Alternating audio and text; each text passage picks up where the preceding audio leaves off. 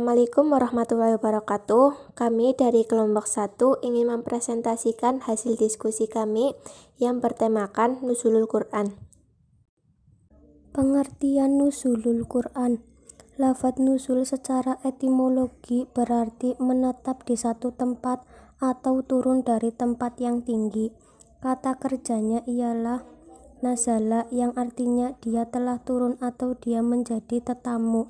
Pengertian Nuzulul Quran secara terminologi yaitu peristiwa diturunkannya wahyu Allah Subhanahu wa Ta'ala kepada Nabi Muhammad SAW melalui perantara malaikat Jibril secara berangsur-angsur.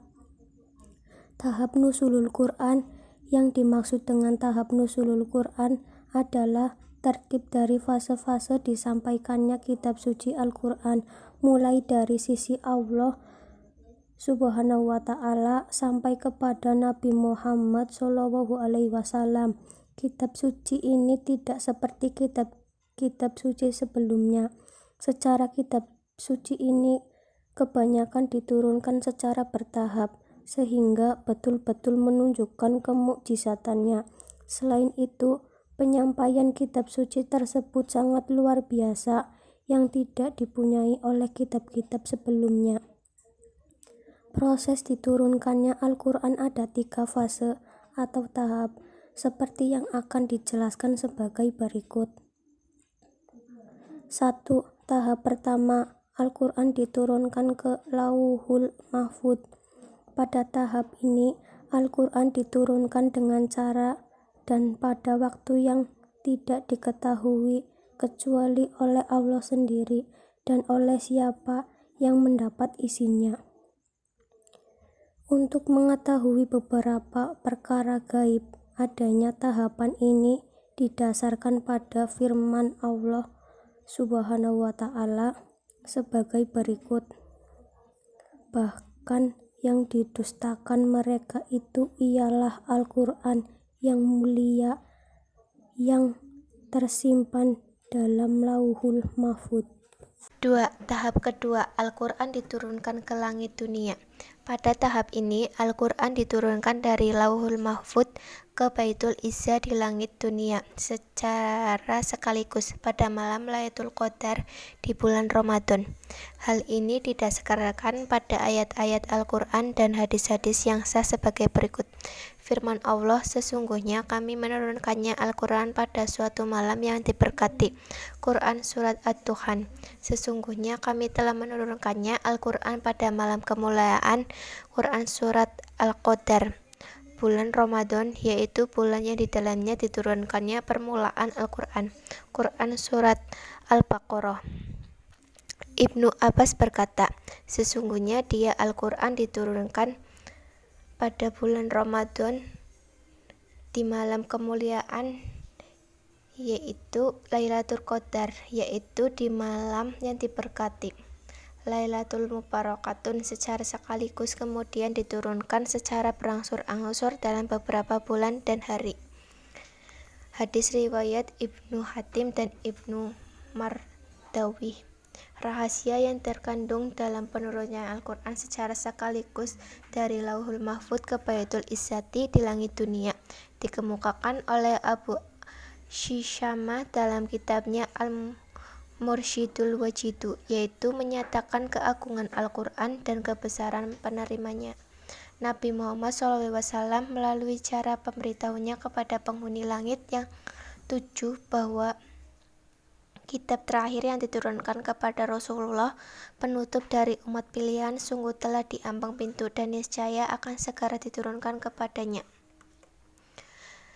3. Tahap ketiga, Al-Quran diturunkan pada Nabi Muhammad SAW. Pada tahap yang terakhir ini, Al-Quran diturunkan pada langit dunia ke dalam hati Nabi Muhammad SAW melalui malaikat Jibril secara berangsur-angsur. Allah berfirman, katakanlah, barang siapa yang menjadi musuh Jibril, maka Jibril itu telah menurunkannya Al-Quran ke dalam hatimu dengan seizin Allah, membenarkan kitab-kitab sebelumnya dan menjadi petunjuk serta berita gembira bagi orang-orang yang beriman. Quran surat Al-Baqarah. Dan Al-Quran itu telah kami turunkan dengan berangsur-angsur agar kamu membacanya perlahan-lahan kepada manusia,